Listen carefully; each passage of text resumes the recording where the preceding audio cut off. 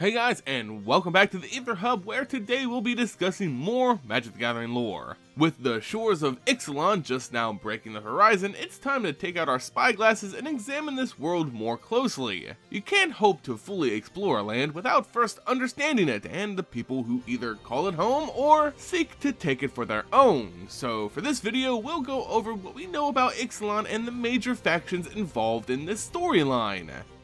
IXALAN isn't only the name of the plane, but also the continent which many would-be adventurers are currently seeking treasure on.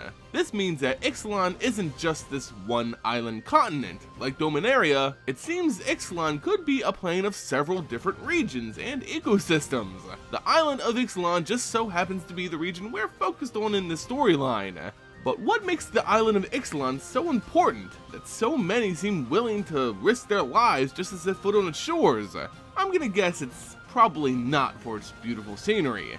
No, rather everyone from the native inhabitants to pillaging pirates are in search of one thing in particular: the Golden City. This is a mysterious lost civilization which is rumored to hold some of the greatest riches known to the plane. Mountains of gold, precious metals and gems, not to mention dark and powerful artifacts of unknown origin. It is one of these which has the entire world in a rush, a piece known as the Immortal Sun, an artifact of unknown description and origin which no one seems confident in definitively saying what it actually does. Yet, on the high seas, rumor of its power has grown into legend, with numerous factions vying to control whatever power it may hold. Yet, another rumor persists, a more ominous one, that anyone who actually goes in search of the Immortal Sun never returns. So, who are the major players in search of the Golden City? Well, we have four main factions, possible tribes for IXALAN, all searching for this lost artifact. First are the Dinosaurs. Well, not literally the dinosaurs themselves. I'm fairly confident dinosaurs aren't going to have any idea what to do with an Immortal Sun. No, rather, it's the dinosaur tamers, the native inhabitants of the island of IXALAN, the members of a civilization known as the Sun Empire. These people lived in relative quiet isolation for the vast majority of their history. Only now does the Sun Empire feel the need to awaken, defending its lands from rampaging pirates and conquistadors. Using a powerful magic fueled by their sun priests, the Sun Empire tames and controls local dinosaurs for various uses. Domestically, their huge, sprawling cities are designed specifically with dinosaur riders in mind, allowing the beasts and their trainers easy passageway to perform menial tasks. In war, well, I'll let your imagination come up with the details on that front. Note that the Sun Empire doesn't have control over all dinosaurs. There's plenty of wild dinos out there on the island who would happily make a meal of them if they're not careful. Still, the Sun Empire, led by their emperor, seeks to uncover this golden city and claim the Immortal Sun in order to secure the prosperity of their people. These interlopers from beyond the sea will be pushed back into the surf by their might, and of course dinosaurs. Next, we have the second biggest players in search of the Immortal Sun, the sailing conquerors from another continent, the vampire conquistadors known as the Legion of Dusk. This Legion of Dusk is actually an alliance between an overzealous church and a rich, powerful monarch. Fueled by religious ideology and fanaticism, along with a lot of cash, these vampires sail in cathedral ships to IXALAN in search of the Immortal Sun. But why do they want it? Well, the Legion of Dusk comes from a continent known as Torazan, and they weren't always the only ones there.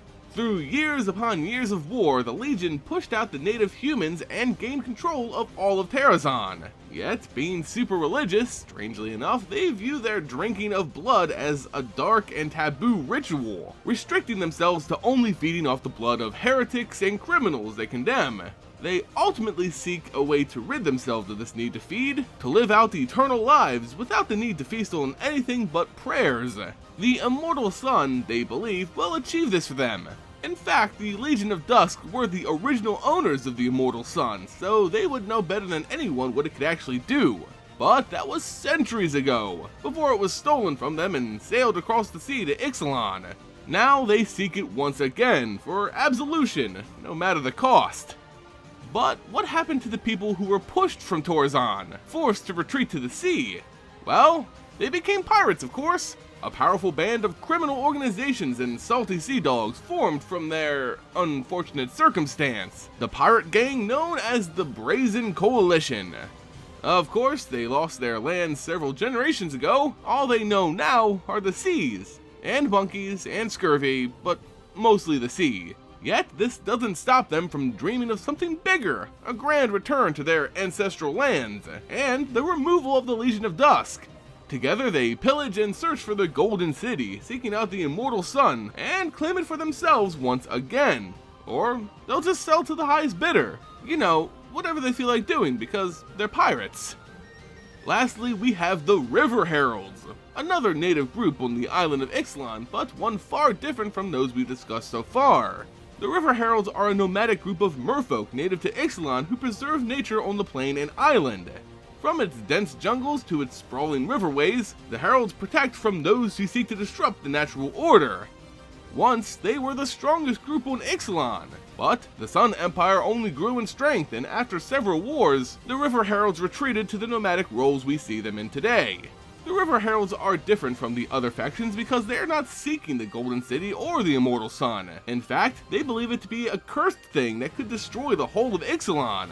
So, in order to protect nature, the River Heralds seek to impede anyone who goes in search of the artifact, keeping the city's location a secret even when they themselves don't know exactly where it is.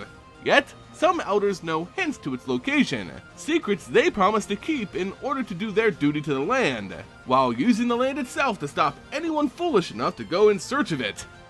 So, what are you? A dinosaur-riding sun priest, a pillaging pirate, a naturalistic merfolk, or a conquering vampire? These are your choices when entering IXALAN. So now we know exactly what's going on in IXALAN's story, and the major players involved there, outside of Jace, Vraska, the new native planeswalker, another yet-to-be-seen native planeswalker, probably, and a really strange barrier that prevents planeswalking, but that's all for another video.